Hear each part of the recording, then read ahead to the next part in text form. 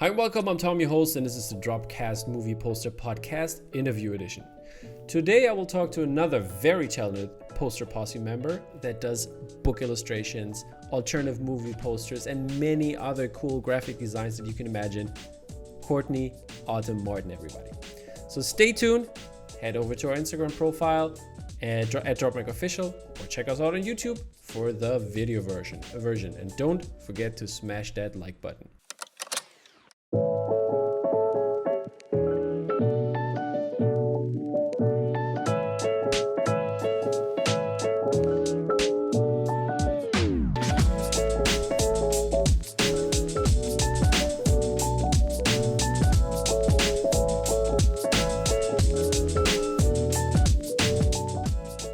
Courtney, how are you doing today? I'm well, Tom. How are you? Can't complain at all. I've been busy with the move. People know already. But when this interview comes out, it will all be done, and there will be a new setting. So this is going to be interesting. I don't know what I will put up, but I know from you already that you are also an avid collector. You just got this. I think it was this morning or last night. You got the Ruiz Burgos Jurassic Park. I saw it in the groups. Yeah. So that's amazing. Yeah, I did. I had to pick that one up for my husband. I didn't think I'd be able to get it at the drop, but somehow snuck in there and got it. So he's excited. I'm excited. I'm looking forward to figuring out where I'm going to put it on the walls. But awesome. Yeah, we're going to talk about the collection a little bit more later.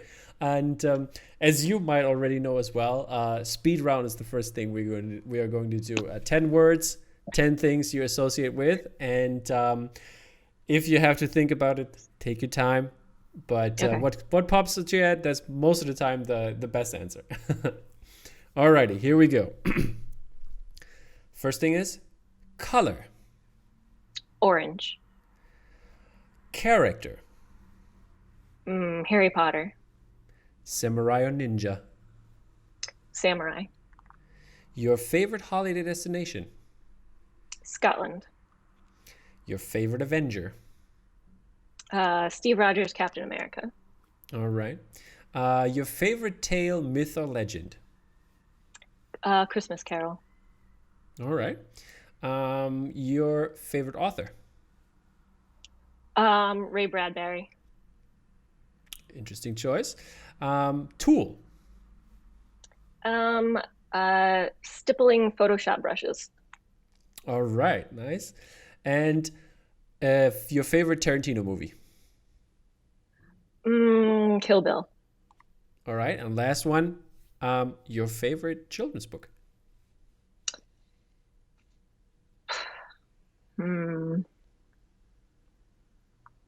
That's a tough one.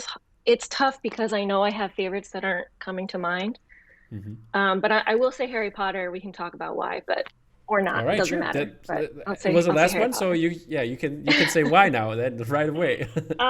Yeah. Well, I feel like I was on the older side when Harry Potter came out. I think I was in high school when I read them all. Mm-hmm. When the fourth book came out, my grandmother got me and my cousins all 4 books, and I remember my best friend had read Harry Potter before me. I saw her in French class reading it. I was like, "What are you reading?" She's like, "Oh, it's a kid's book." And I, teased her a little bit about it. And then, of course, I ended up reading them and falling in love with them immediately. And so I credit them with sort of getting me interested as an older person and adult back into children's literature, reconnecting with them. And I still love them. And Harry Potter's been like a big part of my fan artdom. So it's got a special place. By the way, are you just illustrating books, or do you write them as well? Yeah, I'm not a writer. I entertained the idea of it because when you read so much, I love to read. So the more you read, the more you kind of start seeing yourself as, well, what if I had a story to tell? But it's not really what I do. It's not really my wheelhouse. But I really love, the idea of it. I don't think it's in me. I don't really know what I would write.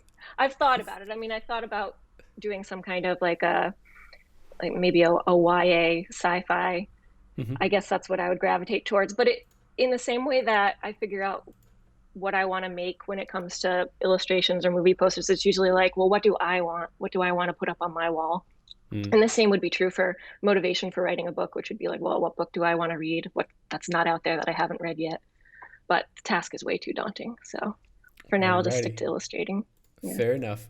Yeah, so speaking of sci-fi and fantasy stuff, I it's not sci-fi though, but I want to talk about your Zelda posters. You have two of them actually, the Mhm. Breath of the Wild and the Ocarina of Time. Um, how did this start? I mean, I think it's a private commission, right? Yeah. With all the posters that I've released so far as screen prints, it's art that I do for myself for my own enjoyment. And then I Hmm. kind of put feelers out there to see if there'd be enough interest for other people wanting to go in to fund the print run. And that's the case with Breath of the Wild. I played that game with my husband. I absolutely loved it. It became one of Hmm. my favorite games of all time. It hit all the right spots of everything I wanted in a video game. And I don't play a lot. I watch them, but I don't Hmm. really myself engage that much. But with Breath of the Wild, I really enjoyed it, and it was collaborative between my husband and I playing different types of parts. He would do all like the puzzles, and I would do the cooking. Um, Okay, that's good. I and the I have to adventuring say and the when climbing and speaking of the changing here, I played Valheim, the PC game where you like it's a survival game for the people that don't know. mhm. And the most interesting part was not fighting the monsters for me. It was building like a home, and Yeah, that's the fun part. So I totally get it when you I like to love cook. that. Yeah, Yeah. yep. Um, Sorry. so no, so I decided that I wanted to make a poster uh, because I loved the game and put together. I mean, with my poster ideas, I usually hit on like the overall composition pretty quickly. I don't do a lot of sketching or iterations. I Hmm. kind of just have like an idea that I want, and then I go out and find whatever references and resources I need to kind of put a compilation of images together, and then I redraw it, repaint it. Was it Um, was it a pain in the ass to draw the frame, it was, but or not how that. much did you copy though? Well, so in the frame for that one, I'm using the Sheikah runes or whatever they Yeah. are. Um, and I was able to find a live font of those Oh, shapes, so okay. I didn't draw them. Okay. But the problem was I wanted to write something using them, Hmm. and so I did. There's a quote, a message in there from the game, but in my need to sort of justify everything so that the letters ended and the right spacing was right, I Hmm. accidentally cut out one of the words. So it frustrates me beyond belief because I Okay. checked it like 10 times to make sure that it was still correct. Because once it's, translated into this, it's very hard to know what it says anymore, to know which letters have gone where. Uh-huh. So anyway, I kick myself for not checking it one more time before I, you Okay. know, finalized it for You're the print lucky version. I wouldn't have noticed. Yeah. The quote still works without the missing word. It's just such a pet peeve. Yeah, yeah, I get it. I Perfectionism. feel like a It's dummy. Yeah. yeah, that's what I feel when I mess something like a little thing when I mess it up. I had an interview, I think it was last week or so, where I forgot to turn on the sound on my end. I forgot to turn on the mic. So I was like, "Oh my God, Oh, blast. stupid." And then we had to start over. Mistakes were made. It's okay. Exactly, yeah. And the Breath of the Wild was the first one, or was it the second one you did? Yeah. I did Breath of the Wild because really that's the one Zelda game that I truly, truly love. Hmm. Ocarina of Time is the only other one I've played to any degree. I played that on Nintendo 64 when I Hmm. was like 14. Um, but I never got that far in the game because, as I mentioned, I don't really play that much, so I wasn't very good. I remember getting stuck at one part of the game and just like kind of giving up. But I Hmm. love just going back into the world and, Kakariko Village and walking around. And so when I did Breath of the Wild, I had some people ask me if I would do any others, and I said, well, Ocarina is really the only one that I'm familiar with. So Mm. I had enough interest and just kind of jumped in, put something together. I did that last year. Did Um, did people ask for more? They have asked for more, but I can't really give them more because Okay, I haven't played the others. I've played tiny bits of the fair others. enough. But maybe Breath of the Wild too. We'll see. Hopefully that will Alrighty, be awesome too. that would be interesting. Alrighty, moving on to a different side of yours. but maybe plays in there as well. It's your children's illustration side, and I wanted to take a look at the Spaceman you did, which is really looks really cool and interesting. I love the illustration on that. What's the Thank story you. behind this one? Well, that's probably the coolest project I've ever worked on. Okay.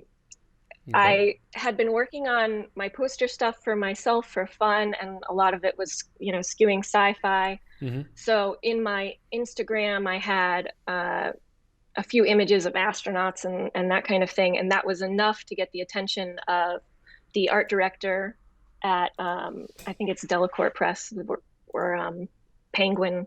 Mm-hmm. They're all kind of connected, but Okay.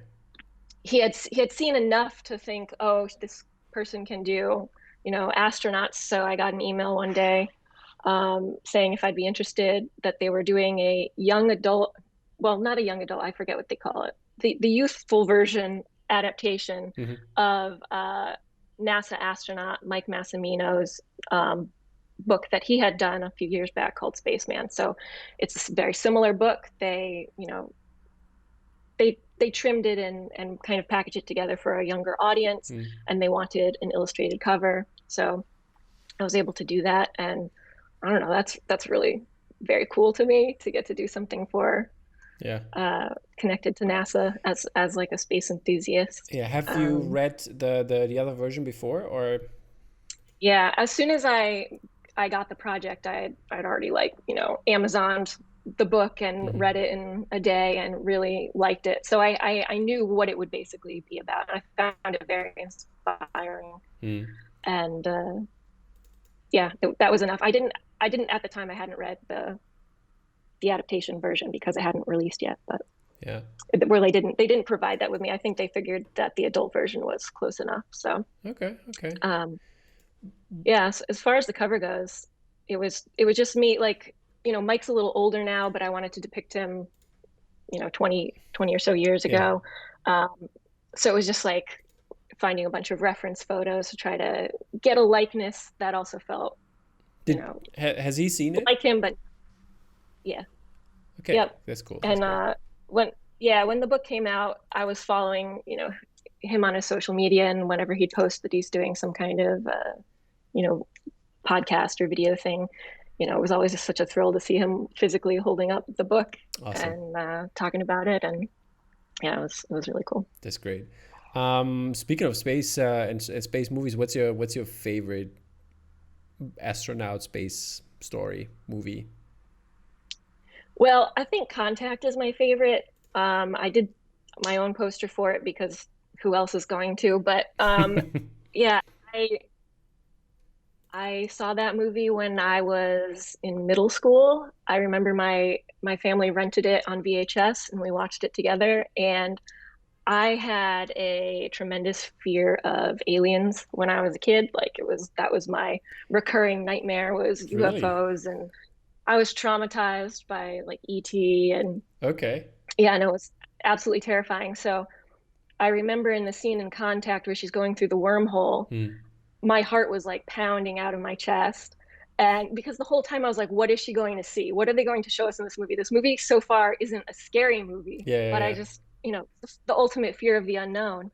And anyway, like that movie turned out to be something very different than I thought it would be. And I loved it. And I distinctly remember at the end of the movie, there's the little for Carl at the end. And at the time, I had never heard of Carl Sagan. Hmm. I had no appreciation for him, Yeah. but I remember that little title at the end and his name, and then, came back as an adult, came to know Carl Sagan and his books and read them all, and really, really admire him Hmm. as a science educator and communicator. And so I've since gone on and read Contact the novel, which I loved and made me appreciate the movie even more. But I've always just loved the movie after seeing it, Yeah. even if it was intense. I remember when I think it was like around the 2000s or something, like when I forgot what the name was, but there's a radio telescope thing where you could like download software and like help search the universe for life signs. And I remember doing that because like I really wanted like to find something, because like space was also Curious to what? Yeah. super interesting for me. So it's like the totally different side. You being so scared of that, and then, but Yeah. yeah, that's it's like really it's an interesting topic to think about that, and see those other worlds maybe that exist or Hmm. may not exist. So, but yeah, space stuff Yeah. I'm really interested as well. I wanted to be an astronaut for a long time, but then I was like probably too tall, and to study that in Germany is too hard. And my brother, he's like super good at physics and math, and he didn't even crack it. So he's like, well, no, I can't do it. So, but like he repairs planes now, so at Mm, least a little something. that's very cool. Yeah, I have a friend who works at NASA, and I just love the idea of that and talking to him about it. I just think it's so cool that I know anybody who Hmm. works there doing anything. And he works with, astronauts, training Hmm. them to use the ISS, which is pretty cool to me. Yeah, that's awesome. So shout out to my friend Brian. So would you take a flight on a spaceship, like the SpaceX things or something like that? I don't think so. I don't really know that I have that want. Um, I kind of would do the vomit comet, where they Okay, do the yeah, yeah. parallel, the flights to give you momentary weightlessness. Hmm. I would probably deeply regret that decision, but Hmm. I could say I did it, so that would be cool. But yeah, I don't really have a death wish to die like in space, so I don't know that I would be willing to take the risk. Um, I don't know. I mean, I think it would be amazing, but I'm already very affected and changed just by reading about space. So I don't necessarily know that I need to go there. Just hearing secondhand experiences can be enough for me. I get it. I get the overview effect. I Okay, okay. believe in it. I believe in everything space related. I just don't think I need to do it myself. Fair enough. Let's get from the spaceship to your last commission, which is on another ship, and not commission, your piece Yeah, about Titanic. Um, right. that's an amazing piece. I really love this Thank one. I you. would love to see this one with a very classical frame, or maybe something that is looks like a ship, like like the outside of the hull of a Yeah, ship or something something like that. wooden. Yeah. Or, Yeah, that or would be even cool. metal, Something metally made. I Yeah. could imagine, Yeah. like have it like a little bit of rusted on some sides. But yeah, yeah. How did this happen? Well, so okay. The full backstory is a little personal, but last year I lost my mother, and Okay, sorry to hear. yeah, thanks. She became ill in the summer and was in the hospital for 4 months.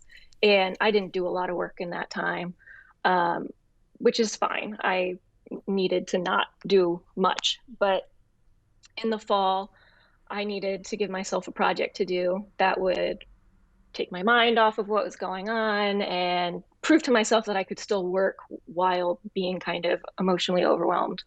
Hmm. And to do that, I picked something that was like the ultimate, like, guilty pleasure. Not really. I don't feel guilty about loving Titanic, but just something that I You knew was, shouldn't. yeah, very, very me to do. Um, because I've loved Titanic since it came out, and I was a huge mega fan and mega Leo fan, and all of that which is to be expected from a teenage girl when Titanic comes out. So um, yeah, I focused on giving myself something to do that I would just love, like every part of it. Rewatching the movie, however many times I had to rewatch it, Hmm. taking reference images and stuff, and also like in the same way that Contact isn't like wildly loved, I think there's a small niche of people who really like it and appreciate it.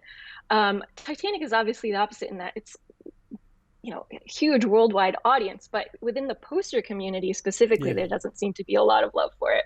yeah. People like to The hate on it. franchises on the middle there, but yeah. Yeah, yeah. So I just unapologetically love Titanic. I love that it's this huge high drama romance on a ship. And I also just loved the historical event of the Titanic, and I was fascinated with that before the movie came out. Um, Yeah, I totally get that. I was also in the Titanic, and in Hamburg here in Germany there is the Titanic Museum, mm, and I've been there and I've researched everything, and I for me it was like It's basically like space, finding something. And I think that was for me also under the water, like looking how deep does things go? What do you find on the floor of the ocean and stuff like that? And finding a treasure kind of. And I think that was really interesting as well for me. Yeah, there's so many different aspects about the wreck of the Titanic that's fascinating to think that it's still there. It's physically still part of our Yeah. world. It didn't just disappear, from the face of the earth. And that's so weird. It makes it more tangible. I have seen a documentary, I think it was at the beginning of the year, so that yeah, it's getting worse and worse for the Titanic though, in terms of the bacteria that lives down there, that lives on Yeah. rust, I Yeah. think it was, or something, and it like eats the wreckage away. And some parts that had like 10 or 20 years ago that have been very well preserved and you could find a lot of things are not there anymore, or they're just broken Yeah. down, and that's really sad. And I yeah, that's I know, but that we get to live in this time, this overlapping time mhm, where this time capsule still exists is fascinating. exactly. Uh, yeah, for me, I think when I first read about the Titanic as a child, it was kind of my first encounter with like irony and the idea that, Hmm. this ship that claimed to be unsinkable is the ship that sank. And I think to me, it was like my earliest formations of just thinking that like there's nothing fair about life and, basically crap just happens, bad stuff just happens. And yeah, I don't know. It's kind of been my perspective for the rest of my life. Not in a bad way. That makes me sound like I'm a very pessimistic person. I'm actually a very optimistic person, but Yeah, but you just take I it, just, take it I guess, as it is, you know? yeah, I don't, as a human being, blame things. Like I don't believe in like higher powers and stuff like Yeah, that. So there's no machinations of the universe that made the Titanic sink. It's just like work, and it could sink, so it did. yeah, exactly. Okay. Yeah, getting further glimpse into you as a person. I was wondering, where do you come from from art perspective? Where did you study? What did you do? Is there in the college time something really cool that that happened? Well, I went to art school at the Rhode Island School of Design. I'm from Connecticut originally, so just the neighboring state to Hmm. Rhode Island. So I went back and forth to home like every weekend, pretty much my freshman year of school. It's like a 90-minute drive. Hmm. Um, but Rhode Island School of Design, also known as RISD, it's in Providence, and I was just very taken with it the first time I ever visited it, and I was like a homebody, so I was terrified to leave home to go to school, but that place just called to me. And as soon as I was there and immersed, around other art students, it was the absolute best. And it was a really challenging school and not the kind of school that like you can be a typical college kid, which I wasn't anyway. But like the typical days, you work all day long, you go Hmm. to sleep, you get up, you work all day long um, for 4 years. Uh, but I just, it was very valuable to me to be around other art students and to have critique and to build the ability to take criticism and to always just, for me at least, focus on just wanting the final product to be its best version. So if, classmates or instructors had criticism, I was very eager to incorporate that criticism, Hmm. work on it and make it better. Um, and I studied illustration when I was there, but it was a pretty broad curriculum, and we never really had a chance to deep dive into any one area of illustration. Like it was always very like, well, I have to work in this style to serve this needs of this homework assignment, and it was always just all over the place. So I didn't really have an identity when I was there, Hmm. which I guess is good. Sometimes I feel like I missed out on having the time to build who I was. Like for those 4 years, I didn't get to do that until I left, but at the same time, I'm sure it did give me some benefits now that allow me to work in different ways and be adaptive. Yeah. Um, uh, and the only other thing that I had mentioned that was very important is that's where I met my boyfriend, and he's my husband now. We've been together for like 15 years. So he's also an artist, or? And yeah, he was an illustration major too. He's a year behind me. And yeah, it's funny because we started dating in a children's book illustration class. We interned together for our children's book illustration teacher, who was also an agent. And I remember her saying, our instructor saying something. This was like in our class, it wasn't directed at us or anything, but Mm. just the idea that like two artists or two illustrators should never like be together in a relationship and get married because it would be too competitive. So we talk about that sometimes. Um, and that for us it works because even though we did start as illustrators and he's very skilled and talented in his own right, he's Mm. branched out and gone into a whole different avenue for his his career and his everyday job. He went into UX design, Mhm. so he can still pick up a pencil and draw amazing things, but he doesn't do it every day. But his job allows me to do what I want Yeah, with on that the kind of freedom. posters you have done, what's his influence? Is there any? um Oh, like is he or is he did he draw something maybe like a little Easter egg in there or something like that? Did it happen? it's unfair to him that I can't think of it, but I feel like there are definitely times where, well, okay, I will give him credit for helping me on the overall composition for Contact because I was really Hmm. struggling. I had a lot of other ideas in mind for how I wanted to do it, and we kind of talked about it. I don't remember if he did a scribbling or whatever, but like I did my own version of that scribbling, which became the composition. Mm. He's really good at simplifying things and reminding me to idealize something. Like, for example, if I'm working really closely with a reference, he'll be like, yeah, but that's not that good looking. That reference isn't that good looking. So, like, make it better than the reference. And that's very Hmm. helpful to me because sometimes I get too literal. So, it's very nice to have him by my side and ask him for critique when I need it. Mm. Um, it doesn't always work out smoothly because there are times where I'll be more sensitive to criticisms than I might like to be. So we talk about that and be like, okay, well, I want your opinion, but not right now. I'm not ready for it right now Okay. because he'll be working on something too behind me, and I can look over his shoulder and I'll want to give him feedback, but I know how it feels to not be in a position to receive it. So Yeah, yeah, I totally get yeah, that. That's it's takes with my work. girlfriend as well. She's a writer and she's writing, so like, yep. I just read it and just read it, and if she wants feedback, I give her feedback, and the other way around. So that's all fair Yeah, game. yeah, You gave me some really cool drawings that you've done when you were not that old. So yeah. what's that all about? How did this all happen? And has like art or drawing always been your passion throughout your high school as well? Well, I remember as a kid, I was absolutely nothing special at drawing. I loved to draw, like I think most kids do. Hmm. But when I look back at my childhood drawings, there's no real indication that I had anything that was going to turn out to be able to be an illustrator.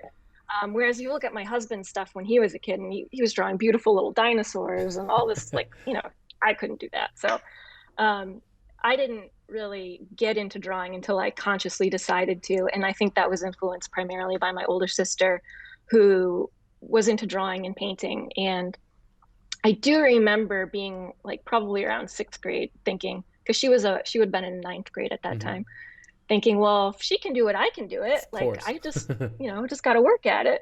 Um, but I started my whole drawing by copying like portraits from magazines. Like I had all those little teen magazines of like the next cutest boy. This is Mm. like Leonardo DiCaprio. Um, and well, I had, two others that preceded Leo, but I would, draw like sometimes it was tracing, but it was like teaching myself how to shade. Hmm. Uh, and I did that all the time, just dozens and dozens and Yeah, dozens of drawings. So looking at your Star Wars Episode One drawing you send in, yeah, which looks pretty darn good for a 14-year-old. I mean, yeah. And that's the thing is like at some point I was like, well, it's not just enough to draw these boys that I didn't know why. It was just practice, I guess. It mhm. didn't really matter what the subject matter was, but I did start to crave something more challenging. So then it became like grabbing references. And this is in a very analog way because I still do this now, but now I have all these digital tools. But back then it would just be, I'd whatever images I could, I'd have to try to lay them out, you know, on a real 18 by 24 Mm-hmm. piece of paper. And, again, back then is also tracing. It was a very like important tool for learning how to draw because it was teaching me other things. It wasn't necessarily teaching me to draw in the same way that when you're sitting down with Mm-hmm. nothing to draw makes you see things differently, but I could focus on shading and composition and all these other things that became valuable Yeah. tools to how I make my You art. have you laid out a very interesting the Harry Potter drawings you've done. Uh, can you elaborate a little bit on that while I'll show that to the people? Sure. Yeah. So my fan art continued while I was in college, but like I mentioned, I didn't have a lot of time in college to do anything for myself during the school year. So it wasn't until like a summer break that I'd just get to be home with nothing to do and I could just draw in the same way that I would when I was younger, just for my own entertainment. So Harry Potter became like the thing that I would draw, I guess, because usually there was well, at least for the year that I shared some of those images, that was the year Prisoner of Azkaban came out, and The best Harry Potter. there was just a lot of stuff like, yeah, I love it. Great. My favorite is 5, Okay, but fair enough. 3 is second favorite. And so like there's just beautiful photography and like Entertainment Weekly that would inspire a lot of these things. Um, And so, yeah, I think some of the things I showed you was there's like a Prisoner of Azkaban watercolor painting. Like, I don't know why I worked in watercolor, but whatever. I didn't paint digitally back then. I didn't have those Mm, tools. I could use Photoshop, but I didn't have yeah. any, drawing tablet or anything. So everything I was doing was physical conventional media, charcoal drawings, colored pencil drawings, did Harry and Hedwig oil painting, Mm-hmm. Crazy stuff. which was huge.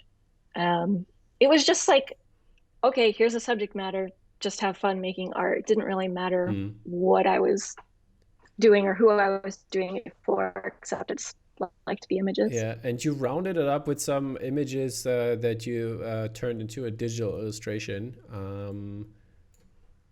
at the age of 26, which is like, is that your first kind of Yeah, poster that you did, or?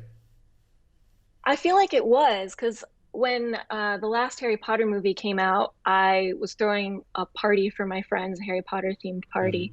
And I wanted to have some kind of movie poster there. And I wanted to, um, you know, call back the Drew Struzan Sorcerer's Stone Yeah. poster.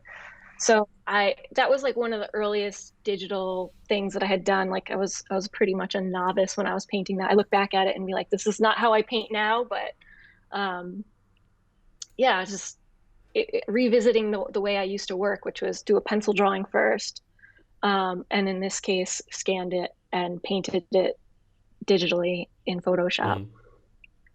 And that became the precursor for all these other movie posters. But um, my first that attempt. I mean, that turned out great for your first attempt. I mean, that's pretty darn good, I'd say. And looking at I mean, you've studied illustration, but you probably went more into the children's book illustration. I think so, right? And looking at that, what where was the did you connect it in terms of Harry Potter now? But where was the connection there to do movie posters on a broader level? I don't know that they're necessarily connected. I remember before I went to art school looking through the book of courses that were offered, and one of them was movie poster Oh, gosh, that's illustration. cool. And I remember being like, "Oh wow, that would be amazing to take it." I don't think they ever offered it, so I never got Yeah, to.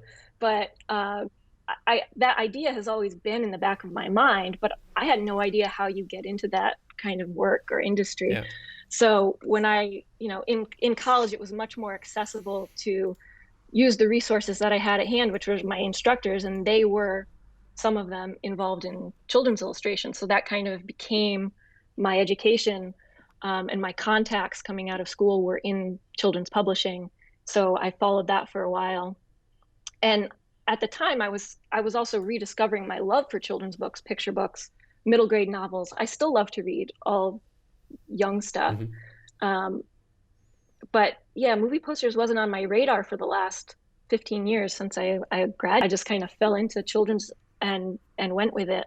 Like I got an agent. I still have an agent for children's illustration, but I don't really do it that much. It's like if a project comes along, I might take it. But for the first decade of my career, I was doing a lot of children's education stuff. Mm-hmm. And that work is, they call it the bread and butter of children's illustration, but it's not my cup of tea at all. Okay. It's, yeah, it kind of made me start to fall out of love with children's illustration altogether. So Mm-hmm. I had to pull back from taking those jobs and then just refocus on what I actually wanted to do. So I feel like when I look back on the last 15 years, I realized that I don't necessarily know that I am a children's illustrator or was Okay. destined to be a children's illustrator. I think I love it, and I think there may be a place in that world for me, but I think it's more likely to be with a focus on like singular images, like a book cover. That's more my speed. And also, like, I think I skew older. I'm definitely not for the super young audience. I don't really have an interest there. So I'm still, even 15 years later, figuring out who I am and what I want to do with it. And that's why I feel like this movie poster Mm. world is so new to me and exciting. And I've really only been part of it since like 2017. I had been working as a graphic designer up until 2017. I was working for a stage theater company doing like Mm-hmm. theater posters and programs and website design. And then I decided it was time to step away from that and focus on illustration. And at that time, because I had been a poster collector myself, I Oh, mean, so you more I have been collected, before. yeah, well, pr probably since 2014, I've been a serious poster collector. Okay. Uh, it was more casual prior to that. Mm-hmm. But I've loved screen prints and the look of screen prints since college. So have you Um, known about like when you were in college? Have you heard about like for example Mondo's and like 2008 or whenever they've been around stuff like that? Or how did you get in touch with the screen print yeah. movie poster scene? Well, for me, it started through screen print gig posters in Yeah. college. Mm-hmm. My college roommate was a printmaker, and so Ah, okay. I had brushed up against the idea of screen prints and like what it was all about back then. And I'm sure she introduced me to the process, and I found it very interesting. But I had Mm. no real like direct want to be part of that. But I, as an illustrator, came to appreciate like the weird illustrations that were happening on gig posters, and I was just like, I don't know what they mean or how this relates to the music, but I like it and it's cool. Mm-hmm. And so I didn't have any disposable income when I was in college, so I didn't purchase anything. I Yeah, think I I know bought that my, feeling. yeah, I remember I did buy my roommate like a poster for like blonde redhead who had this like, it was like this crazy octopus with like a red wig on. I Mm. was like, of all the people, she's gonna love it. And so I got a taste for it, but it wasn't until after I'd gotten settled into my adult life that I Mm-hmm. collected. And I think my gateway to that was the work of Dan Mccarthy, who I just Mm-hmm. really I love, and I have, I don't know, like 13 of his pieces. So he was the first screen printer that I started to collect, and then once I had an appreciation for like the look of the ink on the paper, Yeah. and then that kind of melding with my love of alternative movie posters, that somehow, I don't remember the first Mondo poster I saw, but I became aware that this was the whole scene Mm, okay. and that I very much wanted to be a part of it. That's great. Do you only collect screen prints or do you collect other prints as well? I collect anything that I like. Okay, I just perfect. happen to like a lot of screen prints, but Fair I enough. think there's definitely times where, an archival digital print is going to be better serving of the final art. And I think we need to come around as collectors to appreciating that that's important. Mm-hmm. I think there's a lot of artists that will make a piece and they'll release it as a, as giclée, and it won't be popular or people It's shun weird, it right? because it's not screen print, but it doesn't make sense because the art is so much better served in different mediums. So Yeah. that is something that I think about too when I'm making my pieces, Mm-hmm. is how it's going to translate to screen print. Yeah, I mean, we are over at DropMac with James Hobson together. We always try to like get that view in there for the people because it's important. We had the last time with Bottleneck when the Lord of the Rings fiasco, I call it, happened. I mean, have you Yeah. bought one or are you? Yeah, I have that one. I haven't received it yet. Yeah, me But neither. I regular. Yeah. Yeah, I ordered a variant and a regular, but yeah, all of that stuff happened with the variant print, especially that it was so off, and it looked pretty bad, I have to say. So they fixed it. Yeah. The new version looks definitely better. Let's see how it comes out as a poster and how it feels in hand. I'm really looking forward for that. Yeah. You just put in so much work to all those details. It's a shame that, Yeah, you I know, think it should have the been. screen print's not gonna. Yeah, I think it should have been a lithograph or a G-clay print to like have all the details and the perfection in that one. But Yeah. I'm sure that it's going to be a beautiful screen print. hmm It's just we know what it could be hmm if it was in a different medium. So it's frustrating, but I'm sure it's going to be beautiful, and I'll gladly put it on my wall. same. And yeah. Alrighty. Talk about some other favorite movies that you have. What are some favorite movies of yours? Well, Practical Magic is my favorite movie, All right. and that's another one, yeah, that Why is that? people would. I love the way that it makes me feel. I love Okay. how cheesy it is, but really for me, I think what sold me on that whole movie is Alan Silvestri's music. He doesn't have a lot of hmm songs for the score, but what is there is beautiful and magical, and I love it. And I, I was not really a huge Sandra Bullock fan hmm prior to that, but I don't know. Now I am because I just love that movie so much. I think it because it's about sisters and it's got these magical elements and it's surprisingly dark and that it can be this dark, cheesy, serious mix of things and also then have like Faith Hill's This Kiss as like a soundtrack to this moment. And it's like, how am I in love with this movie? I don't know. It defies all reasoning. But I love it and I've watched it more than any other movie and I could probably watch it every day of my life and not get sick of it. That's great. So You picked some others that's as the well. movie Yeah. that, yeah, that's the movies that I don't talk about as much because I'd like to say, well, Amelie is my favorite movie because Amelie is, sophisticated and It's French French. and Yeah, exactly. yeah, so much classier. So they're really in my mind, they are tied. And then close to that is Lord of the Rings, which I could also watch every day of my life and not get tired. And I've Any watched Lord it of the many, Rings many or times. The Fellowship is my favorite, but yeah, really I same. consider all three one. Yeah, yeah, Because sure, if I'm sure, going to sure. watch one, I'm going to watch all three. Oh, okay. 12 Yeah, hours because I'll gone. put them on while I work. Yeah, I mean they've been my go-to when I have like had like a big project and I need to have my butt in the chair for a long time to Yeah, focus. It's been great. that's amazing. And what are some movies that you're really excited for? Well, really excited for probably Dune, which everybody is saying. Mm-hmm. It's a big spectacle movie. That's what gets me Yeah. excited. I love watching movies and I love watching any scale of a movie, small indies to big Yeah. releases. But I mean, I think everybody's so starved for a big movie feeling, and Dune seems the most likely to deliver on that. We'll see. Yeah. Other than that, yeah, the Wes Anderson French Dispatch, Yeah. I'm looking forward to. I love Wes Anderson. I always Yeah. have fun with That his looks really movies. So. great. How about the Green Knight? Did you see the trailer for the Green Knight? I think I saw the trailer a while You were ago. not. It just came out last No, week. there's not been any preview prior to that because I I feel like I have think images in my mind. I think there was like a teaser image, but I don't Okay. think there was Well, the trailer yet. I'm sure I'm going to enjoy it. I don't really know enough about it. I'm sure it's Yeah. going to be great. It's just not that high on my Okay. radar Okay. right now.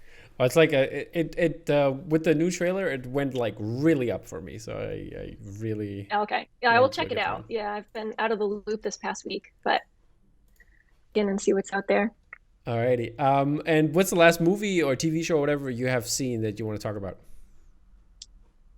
Last movie I saw was Prospect, which is, a few years old now, but I That's finally true. got around to watching it on Netflix, How did you like and I it? really You liked liked it. it? I'd been Okay. wanting to watch it for a long time. I Yeah, had I it. liked I it. had it on my list also, or I still have it on my list. I haven't watched it yet, but I still didn't get around to it. I give them a lot of credit. I feel like they've got a big movie out of a small story, Okay, and I really liked that. Yeah. that's good. That's good to hear. Um, yeah. But- Other than that, my husband and I, we watch a lot of like PBS masterpiece shows. Okay. So that's what we've been What's doing. the last one you've watched? World on Fire, which is like a World War II. Um, it was pretty good. I liked it. All right. All right. Sounds good to me. Um, then let's look a little bit. By the way, that's what I forgot to ask. Since you mentioned Lord of the Rings, I mean, you should be the person that is predestined to do a Lord of the Rings poster. Why isn't there none? Yeah, it's a good question. I would like to do it. I really think there's a lot of great Lord of the Rings art out there. Hmm. I don't necessarily know that my ideal is out there yet. I don't necessarily know that I could make my ideal. I don't know. I don't just want floating heads. Hmm. I want something that's beautiful to look at, um, as a piece of art. Hmm. And I just don't know what's going to come out when I sit down to try to tackle it. All right. I don't know. We'll see. But But I'd like to. have you done sketches before or something like that? I don't think so. I think maybe when I was in high school, I might have Okay. done something real quick, but no, I never seriously did it because back then I didn't have enough references there. But Hmm. now with the images all over the internet and I can take my own screenshots and Sure. stuff, I could definitely give it a By the way, shot. I would love to see a poster for the Silmarillion. I want to see that as a poster. That Mm, would be amazing. yeah. Big fan of that. That's why I think that's my favorite story in Lord of the Rings. I have to say. I don't think I ever finished reading it. I remember beginning it, but I think I need to go back as an adult. I think it was too sophisticated for me. Yeah, and it's like it's not as much like when you look at Lord of the Rings, for example, how he describes everything. It's not that. I think it's more factual. They say this happened and then this happened. And I Mm, think it's more of I always compare it to the Bible. Basically, it's like the story as it's told in the Bible to the Middle Earth universe. So, and yeah. I think it's interesting in terms of like because that's why I love like Fellowship and origin stories. I like all the background info and like learn about it, how the world comes together and where the people come from, and I think that's all interesting facts for me. So that's why I really love it. But yeah, speaking of posters, to make and not to make, but what are your favorite prints that are out right now? Could be anything from your collection, could be anything that you really like that you want to get or something like that. Yeah. Well, I want to mention that my favorite print is Martin Anson's Rocketeer, which I have Oh, behind me. okay. Yeah. Um, I just think it's a beautiful poster. I'm a huge fan of Martin Anson. Hmm. Everything he puts out, I love to look at, even if I don't, care about the property that much. I happen to love the movie The Rocketeer, so it's like perfect pairing. Hmm. Um, and what I loved about it, at least I don't know, I haven't asked him and I haven't seen him write about this, but I feel like there's such a clear inspiration in The Rocketeer from the golden age of American illustrators, J.C. Leyendecker, who did a Hmm. couple of images that just, I don't know, as soon as I saw Martin's piece, I immediately thought of J.C. Leyendecker, and I thought that was just a cool nod if there is one, or just cool inspiration if it happened subliminally. But yeah, it's Yeah, that's beautiful. that's a really beautiful piece. Yeah, I have to say that myself. And you have that in your collection, right? Yes, I do. It's like on my wall here behind me, and like front and center. It's the Hmm. only one that I have in a dark frame. Everything else is in a white frame because I like the frames to just Interesting. disappear, and I Yeah. just like to see the colors of the art. Okay. Um, Yeah, that's interesting. I have one. There's one setup I have of some. I have like a architecture collection kind of. It's like 15 prints, like from the Spoke Art series, the Frank Lloyd Wright series, and I have the one by Brian. Is it Brian Ye or something? I'm not sure. I'm not sure on the name right now, but something like that. And he did the Guggenheim, and it's like the print is mostly black, and I did a white frame around it, and then next to it is like a really light painting with a dark frame around it, and so that's Yeah, what I did that there. sounds. So but I think that's a good idea to have them disappear. I need to think. I need to look into that. Thank you for pointing that out. Yeah, especially for the way that I have things in my house. It's very like salon style, lots, similar to your wall behind you. Yeah. Everything's kind of collaged together and pieced to fit perfectly side by side. And at least for me, with the amount of art that's on my walls, if they were in dark frames, it would be such a heavy look. So to have everything on white walls in white frames, you just see the art, and I don't know, it works for the space. So, Yeah, um, I think but that's a very good point. So I definitely will look into that. So because like since I have to move anyways, I have to do some rearranging. yeah, it took me a while to convert to all white because they were when I started buying frames, I was just like, I'll just go black for everything. So Mm. a lot of them I just spray painted by hand, Oh, converted okay. them, and then slowly bought new ones. But for my smaller ones, I just used what I had a lot of the Good time. call. Good call. Yeah. Um, Yeah. What other yeah, prints? going back to, I'm a huge Issa and Afanda fan, and like I don't know, I wrote down how many. I think I have like 20 of Issa's work, Okay. and Yeah. I have like a staircase of her things. Um, and I have Princess Bride, The Fountain, and The Fall, which are three of my favorites of hers. Mm. The Princess Bride print is one of my favorite prints that I own. Not a huge Princess Bride fan. I am a fan. I love it. I just didn't grow up with it. So it's not this, I can't pretend that it's like this deeply rooted, you know, Hmm. favorite movie of mine. Um, but the print up close, I stare at it. Just the way that she's layered, like, 20 layers of colors. It's so ingenious and it's so beautiful. And that's what I love about screen prints is, you know, through limited colors and complex layering and combinations of those simple colors, you can get just such amazing results. Um, Yeah. yeah, let's see. And The Fountain, I think, is a beautiful print, but it's also one of my favorite movies. I by the way, speaking of the fountain, I was wondering because I have never seen those. I know about her work, but not everything. Because I think the style it's just not my favorite. There are a couple really nice ones, but the composition of the things. There's the fountain, an older one, and the fall as well as Princess Bride, and the others that came out lately because it looks composition wise, it looks totally different from what she's doing like I think, lately. yeah, I think The Fall was one of her earliest commissions, and I think I think The Fountain was before Princess Bride, Hmm. but maybe they came out very similarly timed. I just don't know which one started. Hmm. Okay, but Yeah, I can't remember. I like those better than because sometimes for me it's too much. There's too much load on them. I think that there's a clear structure, but I think it's too much for me personally. That's I the same with also Stout, for prefer example. these earlier ones. Yeah, I prefer these earlier ones to some of the ones that um, just become like the abilities that we can do now with screen prints, like the resolution that we can print Hmm. at it's jumped so much in the last few years. Yeah. And to me, I think there's something that gets lost when you go too complicated. Hmm. Um, I still love everything she does because I don't myself enjoy going into that level of detail. Hmm. So when somebody else does it, I just want to look at it. Hmm. Um, but yeah, so I'll probably still continue to collect hers if she does properties that I really love. All But right. right now I have like a pretty good collection. She's touched on some of my favorites, like Amelie. Hmm. That's in my hallway too. Um, so yeah, she's definitely one of my favorites. Um, let's see.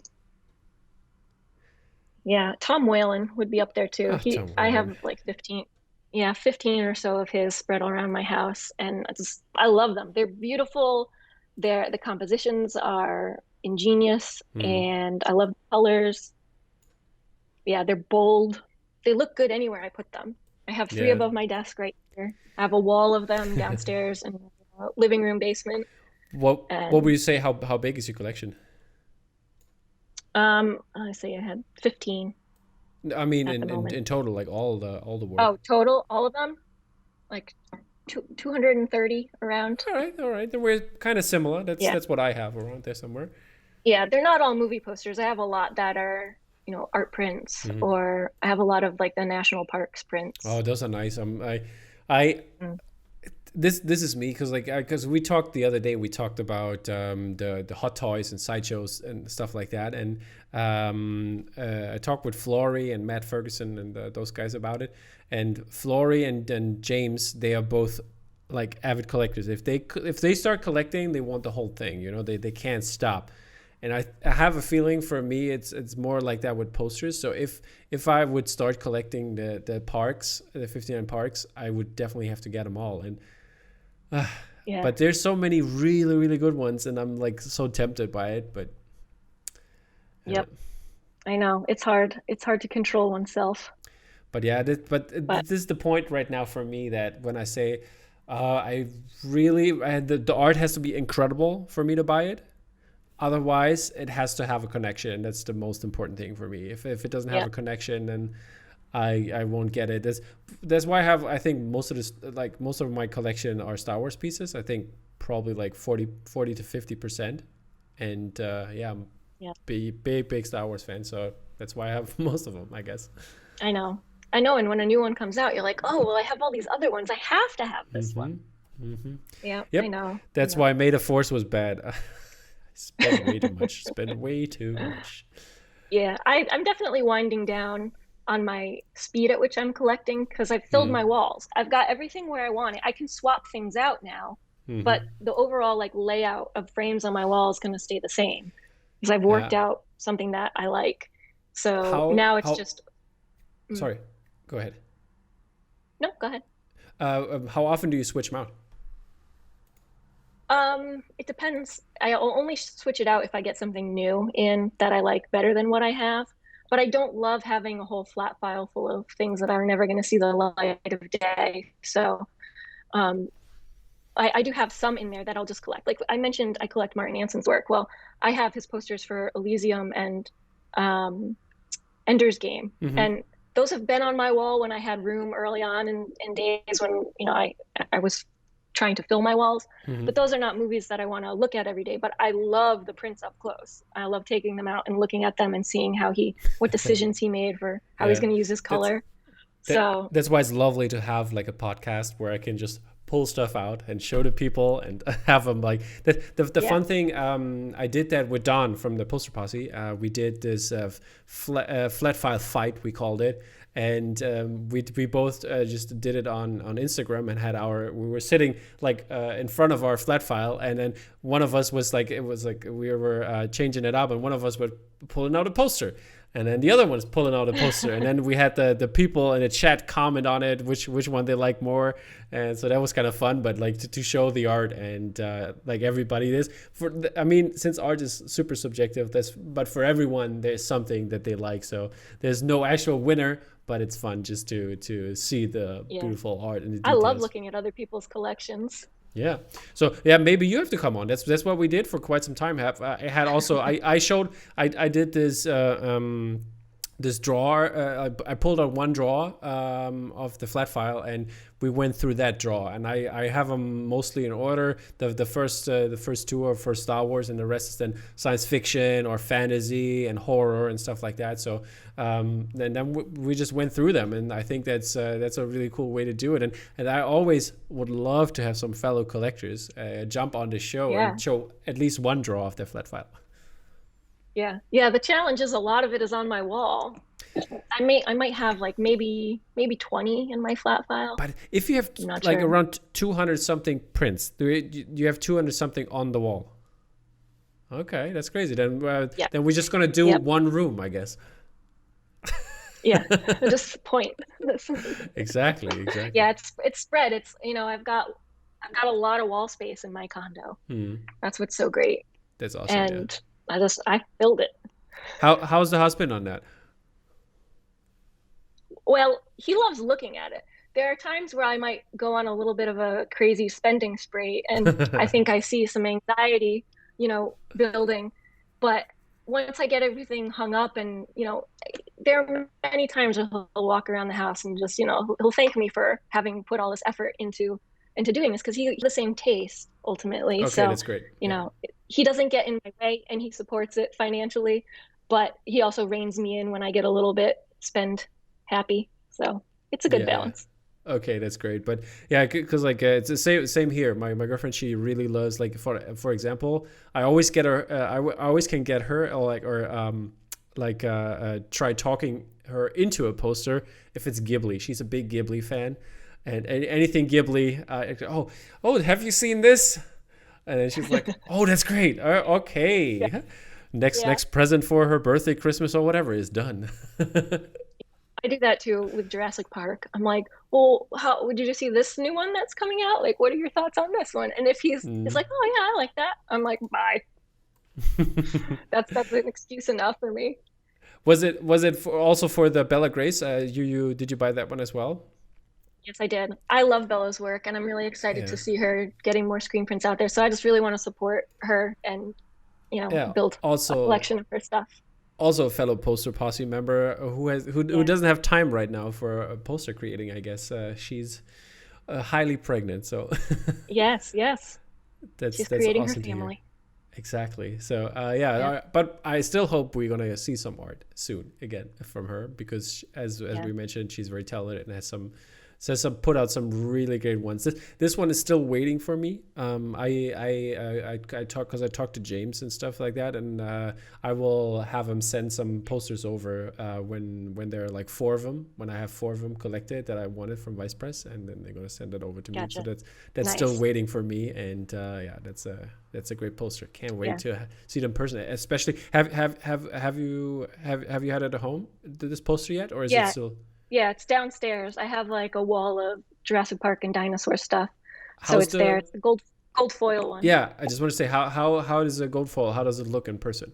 I think it's very classy looking.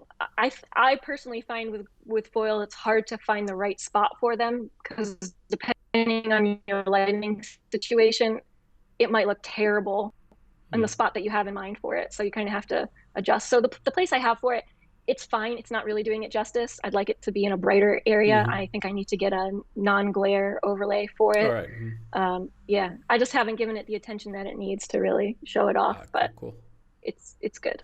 How did you like the Dolly Lord of the Rings? By the way, I mean that use of foil is amazing. I'd say, and it looks. I think Yeah, everything I very saw clever. looks really great. How like reflection wise, and it, Yeah, it it looks beautiful. it actually looks like gold. So Yeah. it's That's a very smart, efficient use. yeah. Um, what is your opinion on galleries in terms of have you done gallery work before? Okay, but would you No. like to, or is it just you're fine with your commissions, and or you just fine Yeah, buying? it's a great question. I think I would I would love to do something with a gallery. I would love to be legitimate. I Mm, mean, that's why I sought out working with Poster Posse, because I wanted to find a way to slowly convert what I'm doing, which is essentially fan art, mm, unlicensed fan art, to something more legitimate. Um, because I understand the com like the complex legalities and illegalities mm, of doing this kind of thing.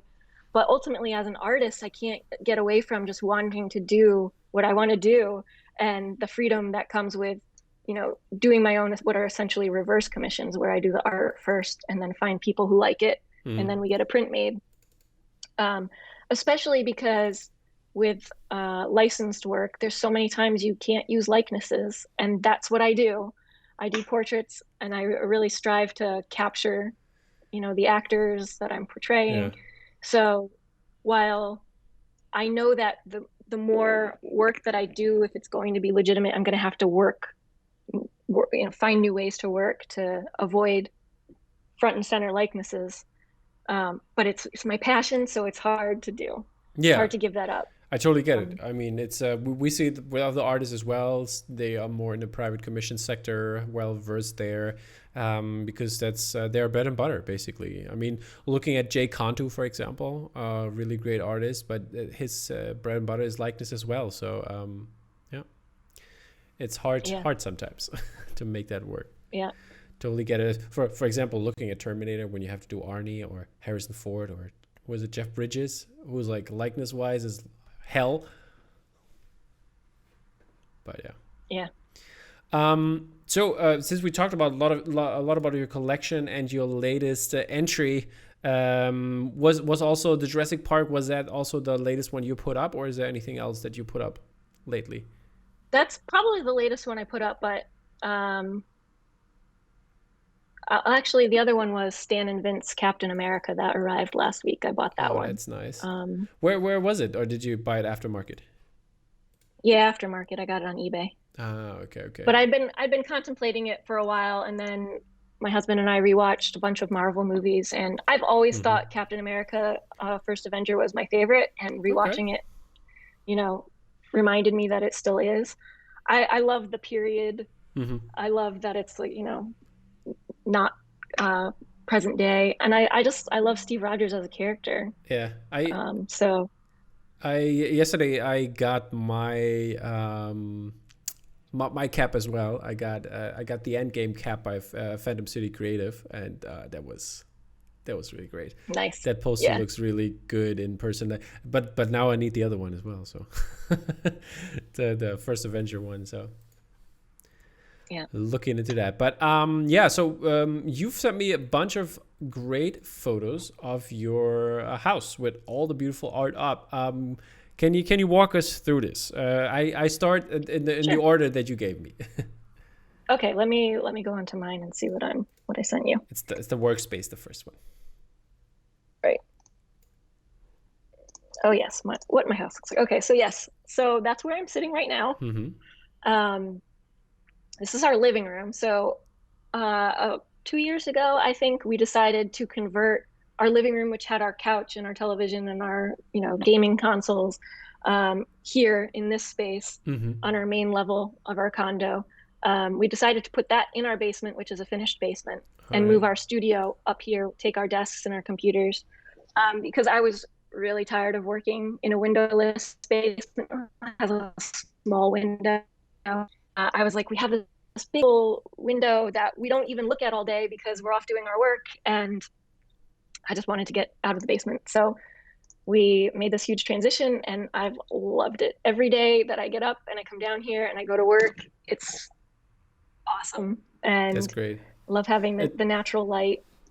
Yeah, it looks very beautiful what you've done, like in terms of decor and all of that, and putting it together, making it fit. Love the wooden floors on that, so that looks really amazing with the red chair there. Like it's kind of like reminds me Oh of yeah, my yeah, chairs yeah. here in the background. So I know that feeling. And about your workspace, by the way, is you have a what is that, a Cintiq, I guess, Yeah. and an extra Yep. screen, and you work on that, or Yep, that's my Mac and then my Cintiq.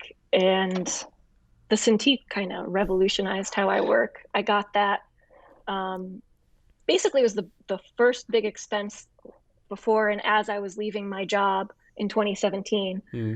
I knew that it would help me work at larger scales, and knowing that I wanted to work on posters and book covers and stuff that I really needed to be able to work at full scale, so that I Hmm. zoom in on my screen and I know, okay, that's exactly what it would look like. Once it's printed out, it's going to be that size, and it helps prevent me from overworking, Okay. because I used to, with the small tablet, I would zoom in infinitely on my screen, and I'd be working in such fine detail that I wouldn't, hours later, I'd zoom out and realize that's going to be like a blob. You can't even see that detail. So Yeah. when I work at full scale on this, I don't go too much further than that. I let it be a Mm. little bit imperfect because you're What not is going to it? see it. What size is it? Is it 27 or 24 or I don't know. what's the Mac? it's Isn't it's this is the same size as the Mac? Yes, I don't. Yeah, but I don't. It's been years since I bought them. I don't So know it's what size either they are. there's either 27 or 21.5. I think it's the bigger one. I think so too. I think it's the bigger one. Okay. But yeah, the combination of the two, it's just like the change in my work. It was night and day. Yeah. It immediately improved. It was ridiculous. And I can't believe I waited so long to make that transition. But I got a So it's lot of use out of the small tablet before I moved up. So at least so it's there's that. definitely a recommendation, right? Yes, yes. How's it, by the way, when people come over like that have not been that often, to your place? Like, what's it like when they look at this, like with all the great artwork on the walls? Yeah, it becomes a bit of a tour. We take them around and they love to look at everything. And, Yeah. you know, generally, if they're my friends, we probably have a lot of overlapping tastes in movies. Mm. So they have an appreciation for the ones that I've picked to put on the wall. And, they like to pick their favorite out of any Mm. given room. Yeah, it's fun. It is challenging though to have people here without having like a nice couch to welcome everyone. So Mm. there was a trade-off with having it down in our basement. But our basement is, I mean, I think you have a picture of that too, but Yeah, I yeah. don't know. I just It's gotta real. show the stairs now with the easy Yeah, stairs, like we call yeah, it. easy stairs. Yep. Going down to the basement, I guess. Well, that it goes Oh, there's upstairs. those upstairs. Okay, I'm sorry, but Yep. yeah. The Then basement stairs is also covered in pictures, but I can't photograph it because it's too narrow. So I okay, didn't give you a perfect. picture of that, but Yeah, literally but every inch is covered. okay, but we're in the basement now. So, but Yep. that doesn't look too dark, is it? Like, Well, there is a door that goes to like the stairs out, but there's no window or anything. But on that okay. door, my father built me a false window. So it's this giant Okay. illuminated window frame that we can turn on, and it just helps, even out the lighting in that Okay, room. okay, okay, okay. I see, But I there see. is like also a small window which gets a surprising amount of light inside, but Uh-huh. it's still at the end of the day, it's a basement. Yeah, I love the chill couch down there in the corner. That's really cool. Yeah. Like there's like kind This of is like a nook, but like a big nook, you know? yeah, giant pod. It's very comfortable. Yeah, really like that. And then also a lot of stuff in the spare room. Yep. Is that That used to be a space themed room, but I converted it for my nieces who are 6 and 9. okay? I just I wondered. I There's a want to lot of encourage, yeah, children's yeah, I wanted themed. to encourage them to feel more comfortable staying over at their aunt's house. So instead of having these kind of, slightly odd, cold space illustrations, Yeah. I just took all the kid stuff I had in a flat file that one rounded it up. How do they like it? I mean, is it like, oh, Aunt Courtney, she's the greatest cool stuff on the walls, or Yeah. how's it? Yep. Yeah. To them, I'm Kibi. That's Oh, my okay. nickname. That's my family nickname. So they call me Kibi, and they love it. I think they don't know any different. I've always just been, Yeah. this kind of aunt to them. So it's very normal to them. But I think I love when they come over and they're like, oh, you moved that one over here. And they know the whole layout of the house somehow. They recognize when I've shuffled something around or gotten something new. It's always exciting to show them. And I love That's having awesome. them as an excuse to buy things because if there's a print that I like, but I know I don't have room for, I'll buy it for them for like a birthday Of or course, Christmas. that's good. Yeah. That's good. Yeah. Yep. And or if there's a print that I know that they'll like that I like, it's more encouragement for me to get it. So All right, that's cool.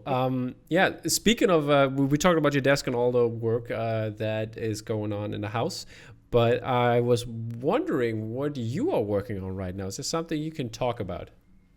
well, I can't go into detail, but I did just finish Hmm. a project for Poster Posse, which felt good because it's been a very slow, quiet year for me, which I'm not bothered by. I think I'm the kind of person that doesn't really seek out work because I'm Hmm. very happy to just keep myself busy and I don't have the financial pressure to support myself because I have my partner who's, he's really got the good solid job. Hmm. So it allows me to just like work on whatever I want to. So if a project comes along, I might say yes, I might say no, depending Hmm. if I have like genuine interest in it. But I do have a project that I'm just wrapping up this week for Poster Posse, which hopefully can share that down the road. Have Um, I seen it? and no, no, Okay, so but like, yeah, but last year was my first year with Poster Posse and it got off to a nice start yeah. where like right off the bat, at the beginning of the year, I worked on the Mulan poster for Yeah. Disney Plus, which was exciting. I mean, I hadn't seen the movie yet, and I ended up liking the movie. You know, it's Mm-hmm. fine. It was a very controversial movie for many reasons. Mm-hmm. But I mean, in terms of exposure, having created that piece, like it got me was like 100,000 plus like likes on that, which I had never encountered. Like I'm a tiny little Mm-hmm. fish, very big sea, and I like being a tiny little fish, but the amount of, you know, exposure that we're doing something like on social media for Disney Plus can get is very exciting. Mm-hmm. Um, so I did that for them last year, and then I did a piece for Muppets Now Yeah. of Pepe, and that was a lot of That was fun. So awesome. I Yeah. had a couple projects last year, but other than that, it was very quiet. And so I just, yeah, like I mentioned, I just worked on Titanic. Pretty much that was my project at the latter half of the year. Yeah. And I then mean, now, COVID, like didn't have any movies for us to watch. exactly, everything got paused. So it's nice that some stuff is resuming again. I Hmm. don't know what the rest of the year will look like for me. But if a job comes along, I'll be happy to have something to work on. But in Of the course, meantime, fingers I'll just crossed. go back to, yeah, I'll just go back to my list of all the things that I've wanted to get to. And I'm a very slow worker. Um, that's just because that's just how I am, but also I can't work full time. Um, it's getting better now, but for the past 10 years, I've been dealing with Lyme disease. I got very Hmm. ill in 2010 and didn't know that I had it and thought I was dying. And so, like, to look back on how far I've come in the last decade is very encouraging, but you know, I still deal with stuff from time to time. I'm feeling a lot better these days, but I still am not quite at the point where I can work, you know, like a steady Hmm. full-time job's worth of work. So I end up doing probably half days. But Um, that's, I mean, in the end, it's good because I know a couple of fellow artists who work like 16-hour days, and maybe yeah.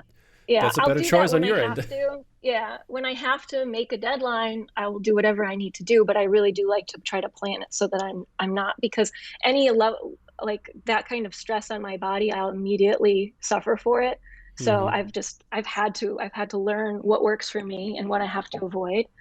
And maybe there will be a time where I'm more fully healed from it and Hmm. I can do as much work as I would like to work. Like I'm kind of okay, small fish. I don't have a lot of people coming after me for commitments and things that I need to work on. And it just feels good. Anytime I get a job from anyone, it feels nice, but it's not Hmm. like this pressure to succeed in that way. So I just get to work on developing my portfolio really. I still feel like such a newbie to this whole thing.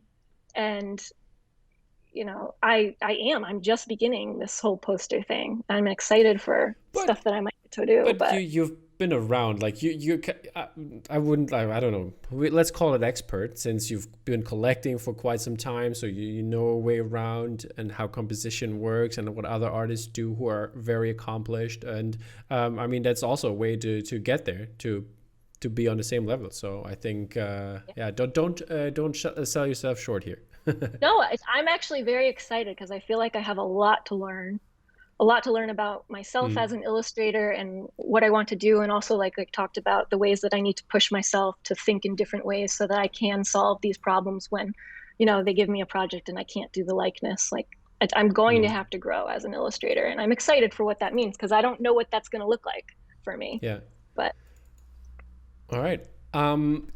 Let's talk more about your process. I mean, how do you work? How do you start out for a project? Is there I don't know. Do you watch the movie 5 million times? How does this happen? How does the yeah. magic happen?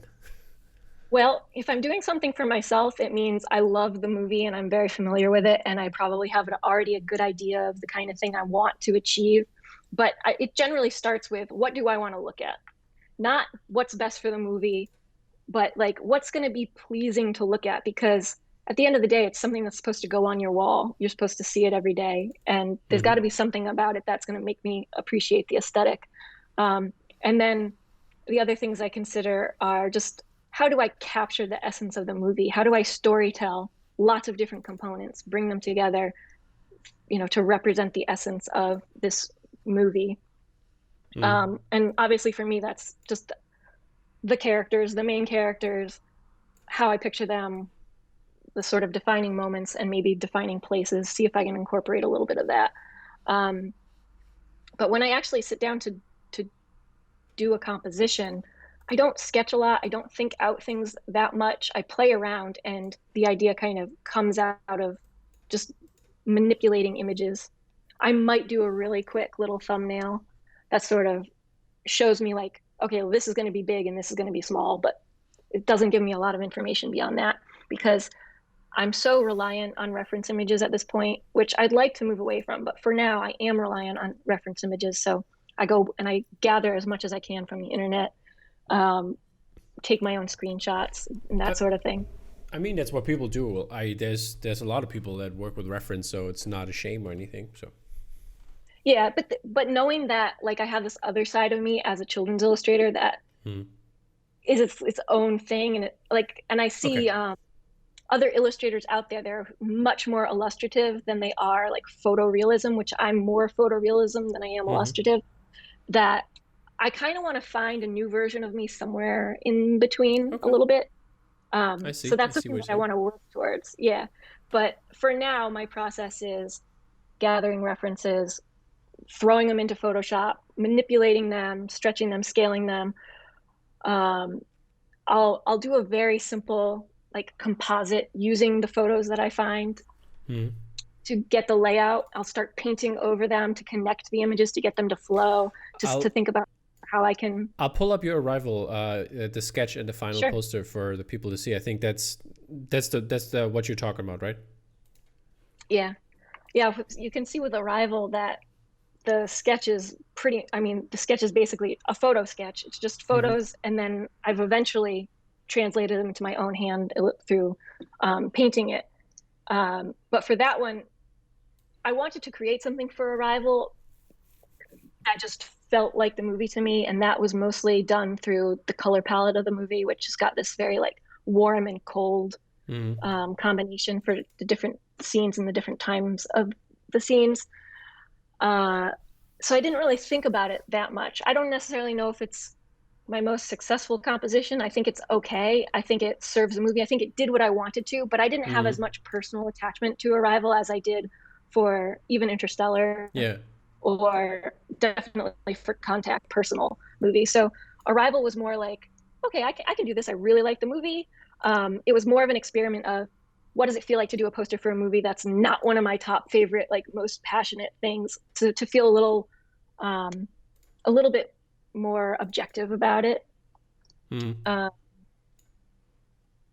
And let's see, I'm gonna pull up my process image here. Yeah, I don't think I did very many versions before I settled on what the sketch for Arrival became. I knew that there were certain key moments that I liked visually. I liked that weird little ship and the weird like sunrise mountain backdrop. I liked when they were in front of the tank, where like that big orange suit was very graphic to me. I liked Amy Adams and her daughter on the banks of that lake. So it was just, it's like, okay, well, I like this, I'll add this. I like this, I'll add this. How do I pull it all together? And I knew I wanted to speak to the visual, like alien ink language. And I knew that I wanted to use shapes that were inspired by some of the ones that you see in the movie and the words that they actually meant, which I forget which ones I used, but they are actual, like there's like a little alien alphabet, and I pulled from there the words that were meaningful. Probably stuff like human and life and who knows.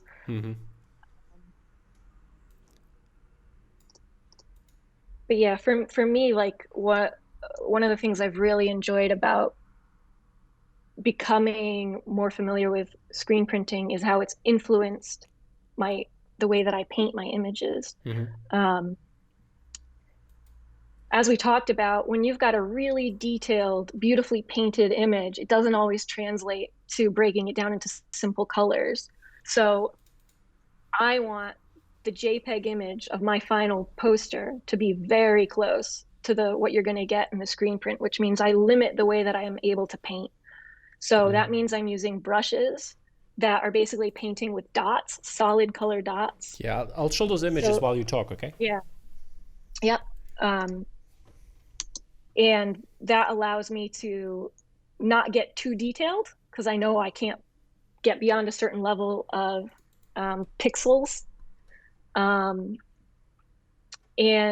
thinking about narrowing down the amount of colors is a really challenging and fun limitation that helps me think about how do I connect things and how do I use colors in certain areas that I might not otherwise use them. And I just think it makes my work stronger. I think when I have like the ability to just paint whatever, however many colors, however many values, like it's not as good. It's not as tight. It's not as thoughtful. But looking at this from a perspective, I think it was Joshua Buddick who said, yeah, you can do with basically a 5-color screen print, you can do any color. You can. And there are these new techniques where they're printing, screen printing more like with transparency. Yeah, more like we saw that on traditional. Yeah, we saw that on the when we had on Saturday. It was on Friday, last Friday. We had the Vice Press Open channel, and we actually had Dan Padovich from Valhalla Studios on, and he showed those transparencies you were talking about. So that's really interesting. They call it positives or negatives. I think positives was, but yeah. But well, yeah, I mean, if that's what you're talking about, I mean, I understand the screen printing process to be like you're printing positively. You're printing instead of like a photographic negative, which is printing exactly reversed. It's a stencil. It's a very sophisticated stencil. And while, yeah, I'm sure that these technologies are going to become more and more better at doing that kind of stuff. For me, I don't like that look. The whole point of screen printing to me is to see the cleverness behind how you layer a solid color on top of another to get other colors, because you're mixing optically. You're not mixing actual paint. It's just side by side, the colors read that way. Are you doing the separations then as well? Is that something? Okay, because I know a lot of artists that don't know how to do separations themselves. I didn't know how to. I thought I could teach myself, so that's where I started. And Contact being my first screen print, I painted it in such a way that I would easily be able to break it down into its separate colors. But I'm not good at trapping, which is when you leave extra room around all your colors so that you never have paper white showing through. Yeah. That's much more complicated. And I did some of that, but I didn't do it to the degree that it really needed to. So the print shop that took my files from me was able to work with them, and they're the experts, so they were able to make those separations work. But I was sort of in the dark on that process. Like I didn't know how to do it better, and there's nobody really to guide me. So I used a different print shop for my subsequent prints, and I was much more determined to be able to give them a file that was much more usable, so they didn't have to do as much alterations to it. So I just figured out a process that works for me, and I know that they still do tweak it because they know what they're doing better than me, but I think it's a huge improvement. But I did have to learn that myself. Yeah, for me, the separation master is San Jose. I think he does all the private commissions and all that. He's doing that, and I don't know how he does it, but like those are some elaborate prints that he does separations on.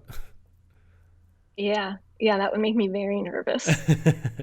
Yeah, I get that. So I keep it simple. I keep it to I think the most colors I had, or most screens I had, was 14. Okay. I think that was Interstellar. And Titanic is, I think, 7. It's going to be 7 screens. It's 6 colors, and then a metallic layer. But yeah, it's just making sure that I paint it with brushes that are painting basically binary. The color, it's either the color or it's not. There's no transparency, there's no opacity. I see what you're saying. That means that there's no surprises, because if it's in my file and that's what it looks like, that's what it's going to be able to translate Hmm. because I'm always very worried about like people, saying, "Oh, I want to be in your commission. I want to buy that print." Disappointed in any way with the final product would just break my heart I get because it. I'm very sensitive to that, as a collector. Yeah, So, totally understand. I mean, and I know from a fact you are in a lot of groups that I'm also part of, or at least in there, and I see you always writing and commenting, also from an artist perspective. So that's really really good to have that kind of view as well in there. Speaking of your artwork that you haven't done yet, is there anything you would really like to work on, like other than Lord of the Rings, of course? Maybe you want to do music, sports, something older, something yeah. new. Yeah, I think primarily what I'm probably going to end up doing when I have, all my free time back is some like 90s movies, children's movies that I grew up with that I loved. Like, I think my Hmm. number one want to do is Babe. That is one of Okay. my all-time favorite movies, and nobody else is going to do a Babe screen print except me. So I will do that print. I will make it. There will probably Uh, be people who want that. you know what? And if nobody wants it, I will at least have my own printed for myself as Clay, and I'll just that will satisfy me. Hmm. But I thought that that could be a good IP to use as a testing for how I could do more stylized. Yeah. It doesn't have to be photorealistic. So to me, that would be the purpose of that, is to use it as a way to see what does it look like when I don't do like a photorealistic pig, but Hmm. like a child friendly, like, but it still evokes the movie, but it's in my own style. Yeah. I think that could be a good project for me. But in addition to that, like I love the movie Matilda. Hmm. I love Hocus Pocus, Jim Henson stuff, The Witches, Dark Crystal, Muppets Take Manhattan, which Kevin Wilson just did one, which is great. Um, I'd Hmm. love there to be more because that's my favorite of the classic Muppets movies. Um, League of Their Own is one of my favorite movies, and Oh yeah. How did you like the Joshua Budik one? That did yeah, you get I'm that one? glad to see. No, I'm glad to see that the property, mostly because I want to do my own. Okay. So Okay. Fair enough. yeah, This one, I'm sorry that I have to say this, but this one seems very perfect to me with the pink lemonade yeah, paper. Oh my god, this is. yep. No, it ticks a lot of boxes for sure. Um, but yeah, I guess I just like Tom Hanks movies because I did, Mhm. Apollo 13, so Yeah. kind of want to do this one too. It's my second favorite. Fair enough. You have some Um, more other and some. then Yeah. I'd love to do something for Jurassic Park. Yeah. Yeah, Jurassic Park Yeah, go ahead. always, but for the original movie, right? Not for the follow-ups, the sequels. Yeah, original movie, but I would also secretly love to do something as a collaboration with my husband Hmm. because I think that would be a lot of fun, but we'll see. We'll see if he's interested. How about or Um, how about you gonna do? You're gonna do Jurassic Park, and he's gonna do the sequel or something like, or Jurassic Park, and then what's the new one? Jurassic World. yeah. I have to fight him for Jurassic Park though. He's got his stake his claim. Okay, yeah, It's fair his enough. favorite movie of all time. There's no Awesome. competition there. So Yeah. You giving me some other stuff. That what you're working on, or the. yeah, I think yeah, the works in progress. Oh, I've got exactly. Yeah. a couple more in the space series that I had envisioned. These are ones I'd started a while back and haven't Mm-hmm. gotten back to. And sometimes when you start something and you kind of almost abandon it, you're not Mm-hmm. sure how you feel about it after a while. And at least I did, for The Martian and Gravity. Gravity is one of my favorites. I think I need to push myself a little more with what I want to do with these. I'm not sure. I, Mm-hmm. I like these ideas. I don't know if I want to spend all the time to bring them to final or not, because I don't know that they're unique enough yet in the ideas. But again, sometimes I'm just doing something that I just want. And so it may Yeah. not be the most unique thing. It's like the movie poster for Gravity and also Kevin Tong's, they're not Mm-hmm. that far off from like my perfect version of what that would be. So it's just sometimes I just want to run it through my filter Yeah. and see what it would feel like to do for myself. So Totally I may fair. come back to those. Yeah, and then some of the other ones I have an idea for Harry Potter. I'd like to do a poster that represents just kind of all the movies. It's not about one movie or the other, but just Yeah. like Harry Potter as a series. I mean, the work in progress Whether looks it's, already pretty cool, I have to say. yeah, it's tough to figure out what I would do. I mean, that's mostly just photo manipulations, using gathered things that I would have to totally remake uh, into my own hand. But Yeah, with Harry Potter, it's tough to figure out what color palette represents the world of Harry Potter to me yeah. in just a few colors across all movies. I have no idea. So I've hit on something that I like. I don't know if I love it. We'll see. Um, and Journey is my favorite video game, so I'd love to do a piece for Journey. Hmm. And then Babette's Feast, that's an idea that I've had for years that I just, it was practice at one point. I was like, oh, I'll just Hmm. throw this together. And I've not revisited it. And that was like right before I got my Cintiq. Oh, So okay. I barely knew how to use it at that point. Yeah, Um, there was I'd like to revisit it. a poster from Black Dragon Press who covered that, right? Yeah. A couple months I ago. don't know the artist's name, but I do know that poster and I Was it liked it. Edward Kinsella? I'm not sure. I'm not sure, I don't know. but yeah. I'm not sure. Uh, But I love that movie, and that poster is beautiful as a piece of art. To me, the movie is happier and gentler hmm. than that piece of art is a little grotesque in a way. Like Yeah. it's beautifully grotesque, like this food in the hands and stuff. So I still think there might be room for me to make this. I mean, I don't think it has a huge market. It would just be for myself. It's one of my favorite movies and one of my sister's favorite movies, so it'd be a nod to that. Hmm. Alrighty. Now we come to my favorite question of the night. Which classical artist would you like to see make a film poster, and which movie or franchise would it be? Yeah. Um, One of my favorite classical artists is Maxfield Parrish, and I've seen some of Maxfield Parrish work at the museum, the National Museum of American Illustration, which is in Hmm. Newport, Rhode Island, so not that far from me. And it's a beautiful museum. They've got, Norman Rockwell, and as I mentioned earlier, J.C. Leyendecker, and this like golden era of like the early 20th century illustrations. It's just a cool time period where so much influence still resonates to this day from that Hmm. style period. And what I love about Maxfield Parrish is just his crazy use of color. And there's a realism there, like things look real, but they're in this whole weird, skewed color world. So any movie that he could really focus on figures, likeness, and landscape, bringing some natural elements. I could see like a cool Lord of the Rings poster. I mean, literally anything. I would like to see something like that, something fantastical, but also it could just be like Nomadland. Who knows what he would do with like Yeah, just a Nomadland. regular kind of, you know, anything. So, All uh, right, yeah. that's great to hear. So, do you have any tips you want to give to beginners of the trade, maybe when it comes to hardware, software, utensils, social media, just Yeah. advice? Yeah.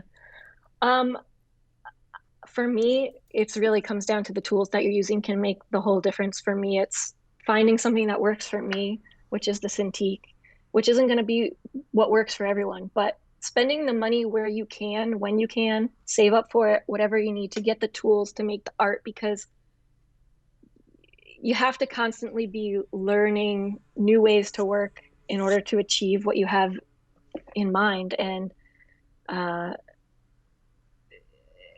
that also speaks to the brushes that you use. Like right now, digital art is insanely different than when I started even 15 years ago. And so much of what I do now is like, I got to find the right brush. And like, it's not about doing everything by hand, it's about finding these tools that allow you to do things more efficiently because other people are using them. And that might be their secret. It's like they've just got better brushes than you.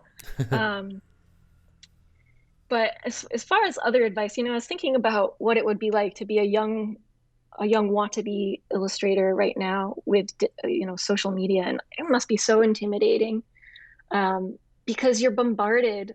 It's beautiful and awful to be bombarded every day with images that you admire, and I struggle with this myself, where I see all this stuff, and at least I've had 15 years to just be comfortable with myself. Like I am who I am. I'm not trying to be somebody different. And I'm very thankful that I'm able to have that perspective because I really just do things for myself and I don't care too much about, um, my career or how well known I am. I really just want to make stuff that I like, that I connect to, and then find a few other people who also feel nerdy about that same thing and like it. That's enough for me. That's satisfying enough for me. But I think there's a lot of feelings of competition and inadequacy that happens when social media makes other people's work and process so much more accessible and in your face. And I would just be very wary of feeling like you can't find your identity through all of the muck that's out there. Mm-hmm. Um, I've never struggled with knowing what I want to do. Like I'll wake up and be like, I want to make this poster for myself. And that's it. That's all the thought I put into it. I don't sit there and be like, yeah, but will anybody like it?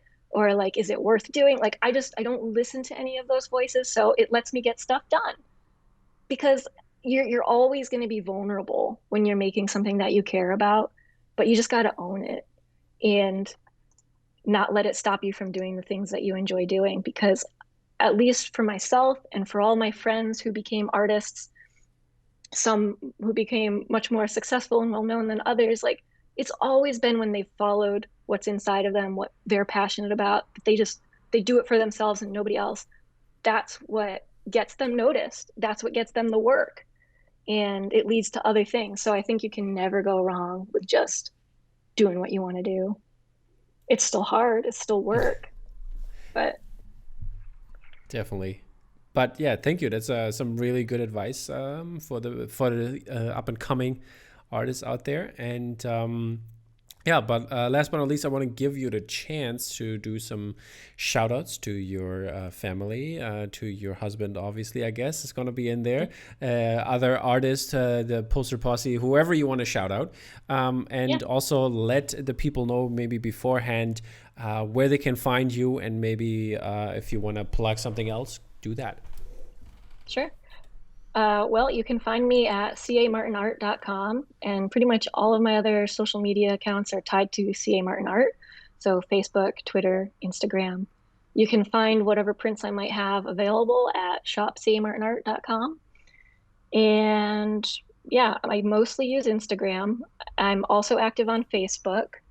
I don't use Twitter that much. I mostly follow people, but I don't post a lot on there. I think Instagram is just better for visual, storytelling and sharing. And as far as shout outs go, yes, as you mentioned, I would like to shout out to all of my Poster Posse peeps. It's a tongue twister, especially Don and Rebecca, who brought me on last year. And it just feels like a huge opportunity and privilege to get to work alongside these really cool artists who I'm still getting to know, but already, greatly admire.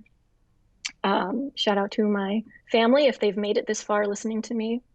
I'll probably see you soon. And a special shout out to my husband Adam, because without him and his support as just like an amazing human being and partner who supported me through being sick and not being able to work and being able to follow my passions wherever they lead when it comes to art, and knowing that he's doing it for me, and that he himself isn't getting to live the life as an illustrator that he might have dreamed. But I'm glad he has this other side of him in UX design that he's so good at, that brings him joy, that allows me to do what brings me joy every day. And yeah, it's so important to have the support of people around you, and he's huge for me. So thanks, Adam.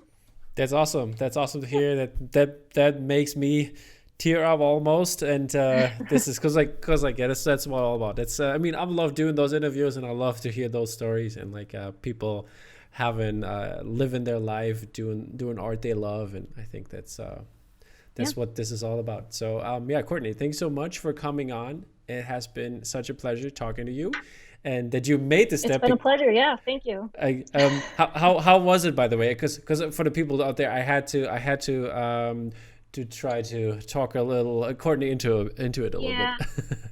I did take a little bit of convincing, but mostly it's because I get very in a bubble where I'm only like, I got to get my work done and I can't think about literally anything else until that is off my plate. And so, I was able to get to know your podcast, and I think it's awesome and I love it. I'm going to continue to watch it and put it on in the background, while I'm working. And I love hearing from other artists and poster collectors. So it's great. And I hadn't had the opportunity to familiarize myself with it as much. And also it just, sometimes you have to take a minute to like think about, how do I work? Who am I? How did I get here? And you have to prepare a little bit to know your own story. Did you learn most something? Most of the time you're just living it. Did you learn something from I think so. Okay. Yeah. What would you say? I'm glad. I'm really... What did you learn? What would you say? Or like, what did you take away from this? For me, it was just like, oh yeah, that is how I got into doing this. Like, it is because I love poster collecting that like I'm suddenly doing movie posters, and like that wasn't always the route that I was on.